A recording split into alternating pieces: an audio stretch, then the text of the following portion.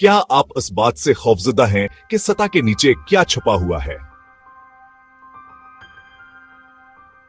शायद आपको होना चाहिए। आज हम ग्रेट व्हाइट और टाइगर शार्क के दरमियान एक जंग में गोता लगा रहे हैं। ग्रेट व्हाइट शार्क शार्क के अफसानों का सबसे बड़ा सतारा है। बड़े साइज की, तेज रफ्तार और अस्त्रे जैसे तेज दांतों से लेस। ये इंसानों पर होने वाले हमलों में किसी भी दूसरी शार्क से ज्यादा जिम्मेदार है। लेकिन टाइगर शार्क को कम ना समझे।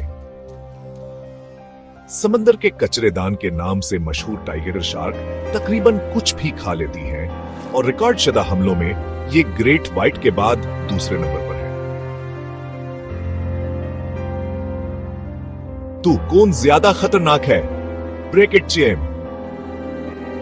ग्रेट व्हाइट ज्यादा खामोश और अपनी तादाद के लिहाज से ज्यादा महलक है, लेकिन टाइगर शार्क का जस्टिस इसे एक हकीकी गैर मुतवक्का खिलाड़ी बनाता है। खुलासा यह कि दोनों एहतराम के मुस्तहिक हैं और काफी जगह के भी। अगर आप उनमें से किसी को देखते हैं तो बेहतर है कि बहुत बहुत दूर से तारीफ करें।